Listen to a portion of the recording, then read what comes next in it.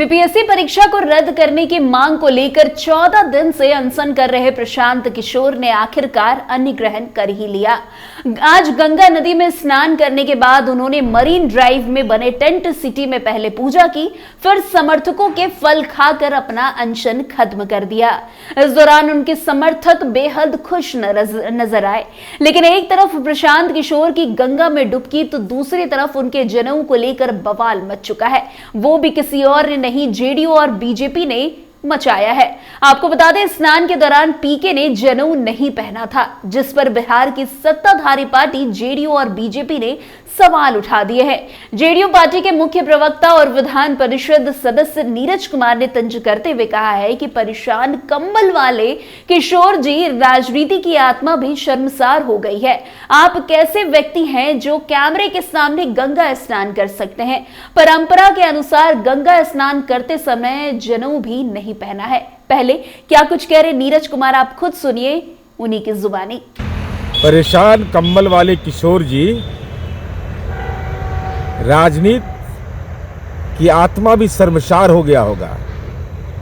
आप कैसे व्यक्ति हैं जो मीडिया के कैमरे के सामने अपने स्नान को भी कैद कराते हैं, लेकिन परंपरा के तहत आपने जनेऊ भी नहीं पहना। तो किस बात के लिए गंगा स्नान? जो आप बिहार के युवाओं के साथ आपने जो धोखाधड़ी की, गांधी के बताए रास्ते पर जो शराबबंदी के खिलाफ होगा, वह तो राष्ट्रपिता की आत्मा को कष्ट पहुंचाने वाला है। तो अब आप परेशान किशोर से आप प्रवासी किशोर बनने वाले हैं, यह स्मरण रखिएगा। अब नीरज कुमार के अलावा भाजपा के प्रवक्ता ने भी प्रशांत किशोर पर तीखा तंज किया है। जी हां, भाजपा के प्रवक्ता आशुतोष तिवारी ने पीके को फर्जी ब्राह्मण बताया है। उन्होंने कहा कुछ दिन पहले प्रशांत किशोर कह रहे थे कि हूं मैं पंडित, क्या कर लोगे? पंडित जी का जनेऊ कहां है? उपनयन हुआ है या नहीं? सुर्खियां बटोरने के लिए तो नहीं पंडित बन गए, बिना संस्कार के कैसे ब्राह्मण? ये सब के सब फर्जीवाड़ा है। वैसे बिहार की जनता छात्र और राजनीतिक दलों के साथ अपने फर्जीवाड़ा किया है, अब जाति के साथ भी फर्जीवाड़ा कर रहे हैं। बीजेपी की बात सुनने के बाद तो यही लग रहा है कि प्रशांत किशोर का खून जो है इस बात को लेकर खौल सकता है। वैसे आपको बता दें कि बीपीएससी परीक्षा को रद्द करने की मांग को लेकर 14 दिन से अनशन कर रहे प्रशांत किशोर ने आखिरकार अन्य ग्रहण कर लिया है।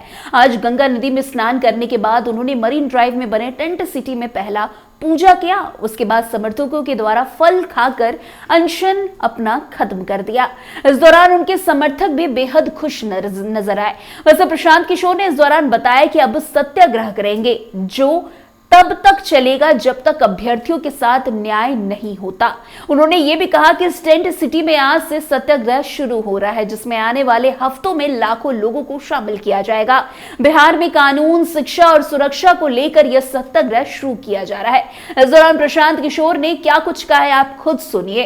ताकि बिहार का कोई भी समाज का वर्ग जो अपने आप को दुखी फील कर रहा है, अकेला फील कर रहा है, वो यहाँ आए, अपनी आवाज रखे, इस विश्वास से रखे कि जब सुराज, प्रशांत किशोर और हम सब युवाओं की ताकत और आवाज आपके साथ है।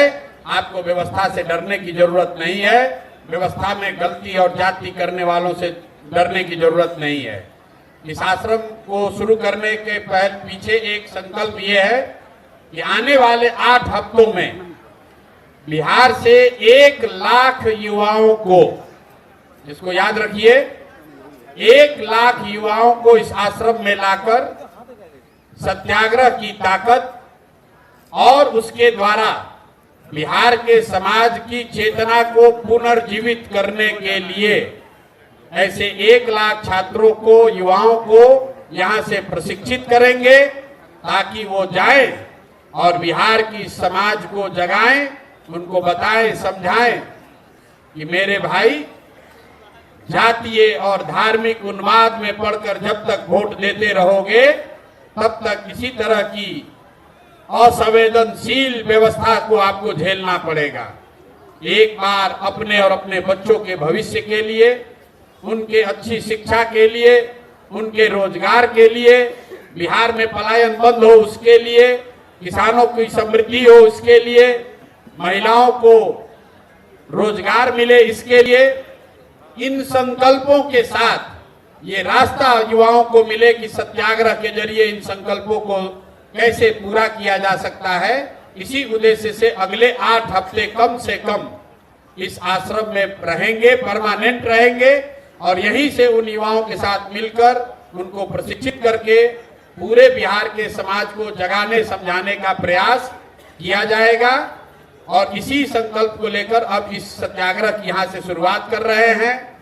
प्रशासन को, सरकार को कोई डरने की जरूरत नहीं है। वैसे बता दें कि प्रशांत किशोर शिक्षा, परीक्षा और रोजगार से जुड़े 5 सूत्रीय मुद्दे को लेकर 2 जनवरी से अनशन पर थे।